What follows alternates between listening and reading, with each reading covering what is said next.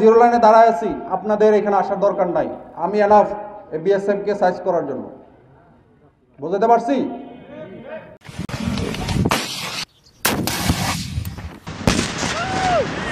আমাদের হাতে অস্ত্র আছে, আমাদের ট্রেনিং আছে, সর্বশেষ হচ্ছে আমাদের মনোবল আছে এবং আমাদের পিছনে 18 কোটি মানুষ আছে।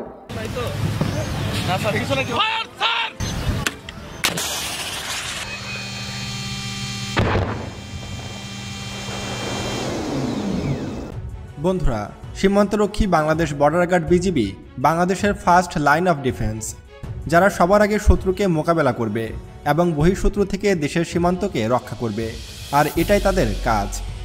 আপনারা জেনে খুশি হবেন যে পার্শ্ববর্তী কোনো প্রতিবেশী দেশ আমাদের ওপর আগ্রাসন চালালে শত্রুদের যুদ্ধ ট্যাঙ্ক এবং সাজোয়াজানকে উড়িয়ে দেওয়ার মতো ভয়ঙ্কর মিসাইল সিস্টেম বাংলাদেশের হাতে রয়েছে, এবং তা রয়েছে পর্যাপ্ত পরিমাণে, যা সহজে শেষ হবে না।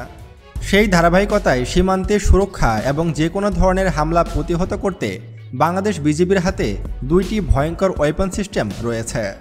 প্রথমটি হলো Alcotan 100 M2 anti tank guided missile system. Bangladesh border guard বিজিবির জন্য স্পেনের তৈরি অ্যালকোটান 100 M2 এন্টি ট্যাঙ্ক মিসাইল কেনা হয়েছিল কিছুদিন আগে। বর্তমানে বাংলাদেশ বর্ডার গার্ডের হাতে এই ধরনের ওয়েপন সিস্টেম বিপুল পরিমাণে রয়েছে। এই ওয়েপনটির রেঞ্জ প্রায় 700 মিটার এবং 1 কিলোমিটারের নিচের যে কোনো অ্যানিমি টার্গেটে এটা নিখুঁত আঘাত আনতে সক্ষম। ওয়েপনটির রিকোয়েল 4 জুলেরও কম, যা একেবারে অল্প। বিশ্বের প্রায় সকল দেশের সামরিক বাহিনী এই এন্টি ট্যাঙ্ক মিসাইল সিস্টেম ব্যবহার করে থাকে, যা শত্রুর স্থাপনা, ওয়াচ টাওয়ার বা বাংকার ব্লাস্টার বা আর্মড ভেহিকেল ধ্বংসের কাজে ব্যবহার করা হয়ে থাকে। বিজিবি এর আগে RPG-7 বা টাইপ 69 RPG ব্যবহার করত। আধুনিকায়নের আওতায় এই স্পেনের এন্টি ট্যাঙ্ক ওয়েপনটি কেনা হয়েছে। সেনাবাহিনী এবং বিজিবি দুই ধরনের ওয়েপন সিস্টেম কিনেছে, যেখানে অ্যালকোটান এটি হচ্ছে এন্টি আর্মর, ট্যাঙ্ক, সাজোয়াজান এইসব ধ্বংস করতে ব্যবহার করা হয়। এছাড়াও এটি এন্টি বাংকার বা ক্যাম্পকেও উড়িয়ে দিতে সক্ষম, এবং এই ওয়েপনটির ওজন লঞ্চার সহ 14 কেজি, এবং এতে নাইট ভিশন সিস্টেমও ইনস্টল করা আছে। অ্যালকোটান 100 ওয়েপন সিস্টেম স্পেন বাদেও বাহরাইন, মালয়েশিয়া, পাকিস্তান এবং সৌদি আরব ব্যবহার করছে। এছাড়াও বাংলাদেশ বিজিবির হাতে আরেকটি আধুনিক অস্ত্র RK3 পর্সা AKGM রয়েছে, আর এটি তৈরি করেছে ইউক্রেন, আর এটি একটি laser guided anti tank weapon. দিনে রাতে যে কোনো সময় এটি ব্যবহার করা যায়, আর এটির রেঞ্জ 2.5 কিলোমিটার। এটি যে কোনো যুদ্ধ ট্যাঙ্ক, আর্মড ভেহিকেল, যে কোনো মুভিং টার্গেটকেও ধ্বংস করতে পারে। একই সাথে এগুলো ভেহিকেল মাউন্টেন APC এবং বিজিবির ব্যবহৃত স্পিডবোটেও সংযুক্ত করা পসিবল। আর এর এক একটি মিসাইলের ওজন 5 কেজি এবং লঞ্চার সহ এর ওজন গিয়ে দাঁড়ায় 18 কেজির কিছু বেশি, যা সহজেই একটি সৈনিকের জন্য ব্যবহার করা উপযোগী। একজন বিজিবি ফোর্স বা একজন সৈনিক 2টি মিসাইল আর একটি লঞ্চার সিস্টেম বহন করতে পারে। লেজার গাইডেড হওয়াতে এটি নিচু দিয়ে উড়ে যাওয়া যে কোনো হেলিকপ্টার কিংবা ড্রোনকেও আঘাত আনতে পারে। এটি প্রতি 4-5 সেকেন্ডের মধ্যে একটি করে মিসাইল ফায়ার করতে সক্ষম, এবং এটি টানা 13 রাউন্ড ফায়ার করতে সক্ষম। যেহেতু মিসাইলটি লেজার গাইডেডস ব্যবহার করে, তাই মিসাইলকে আলাদাভাবে গাইড করার কোনো প্রয়োজন নেই। বিজিবির জন্য অজানা সংখ্যক এই ধরনের মিসাইল কেনা হয়েছে, যা ধীরে ধীরে বিজিবির প্রত্যেকটি ঘাঁটিতে পাঠিয়ে দেওয়া হচ্ছে। এই এন্টি ট্যাঙ্ক মিসাইলগুলো ভারত ও মিয়ানমারের যে কোনো আক্রমণ থেকে বাংলাদেশকে সুরক্ষিত রাখবে ইনশাআল্লাহ।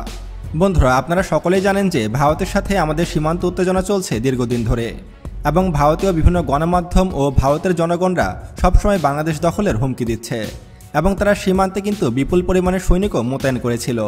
সব কিছু মিলিয়ে বাংলাদেশ ভারত একটা যুদ্ধের উত্তেজনা তৈরি হয়েছিল।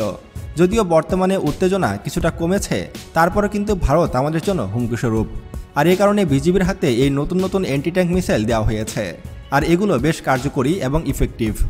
শত্রুপক্ষ যদি কখনও ভুল করেও বাংলাদেশের মানচিত্রের দিকে তাকায় বা বাংলাদেশের বর্ডার অতিক্রম করে, তাহলে সেটিকে সেখানে রুখে দেবে এই অ্যান্টি ট্যাঙ্ক মিসাইলগুলো। বর্তমানে বাংলাদেশ বিজিবির প্রত্যেকটা ইউনিটে এই ধরনের অ্যান্টি ট্যাঙ্ক মিসাইল পাঠিয়ে দেওয়া হয়েছে। এগুলি দিয়ে সহজেই শত্রুপক্ষের যে কোনো টার্গেটকে উড়িয়ে দেওয়া সম্ভব। বন্ধুরা, আরেকটি গুরুত্বপূর্ণ তথ্য আপনাদেরকে দিতে চাই। ভারতের সাথে কিন্তু এ পর্যন্ত বাংলাদেশের বেশ কয়েকবার সীমান্ত যুদ্ধ হয়েছে, আর প্রত্যেকবারই কিন্তু ভারত আমাদের কাছে পরাজিত হয়েছে। সর্বশেষ 2001 সালে বড়াইমারি যুদ্ধের কথাই আপনাদেরকে মনে করিয়ে দিই। সেই যুদ্ধে কিন্তু প্রায় 400 জন ভারতের BSF বাংলাদেশ বিজিবির সাথে যুদ্ধ করেছিল। সে সময় যদিও বাংলাদেশ বিজিবির নাম ছিল BDR, সে সময় বাংলাদেশ BDR-এর মাত্র কয়েকজন সৈন্য পুরো ভারতীয় বাহিনীকে রুখে দিয়েছিল। এবং তাদের 17 জনের লাশ বাংলাদেশে ফেলে তারা পালিয়ে গিয়েছিল। তারা কোনোভাবেই কিন্তু বাংলাদেশের জায়গা দখল করতে পারেনি। আর ভবিষ্যতেও ভারত কখনোই বাংলাদেশের কোনো সীমান্ত দখল করতে পারবে না ইনশাআল্লাহ। বাংলাদেশ বর্ডার গার্ডরা বুক ফুলিয়ে সীমান্তে পাহারা দিক, তাদের কোনো অসুবিধা হবে না। যদি তারা কখনো বিপদে পড়ে বা কখনো যুদ্ধের সম্মুখীন হয়, তারা শুধু একটি ইশারা দেবে।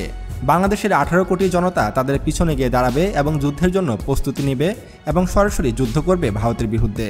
তাই ভারতকে ভয় পাওয়ার কিছু নেই, ভারতই বরঞ্চ আমাদেরকে ভয় করে চলতে হবে। তো বন্ধুরা, ভিডিওটি ভালো লাগলে একটি লাইক দেবেন এবং কমেন্টে জানাবেন পরবর্তীতে কী ধরনের ভিডিও দেখতে চান। আর 2025 সালে এসে যদি ভারত বাংলাদেশ যুদ্ধ শুরু হয় তাহলে কে জিতবে সে সম্পর্কে জানতে আমাদের এই ভিডিওটিতে ক্লিক করুন এবং আরও এমন ভিডিও পেতে এখনই আমাদের চ্যানেলটি সাবস্ক্রাইব করুন এবং পাশে আসা বেল বাটনে ক্লিক করুন। আল্লাহ হাফেজ।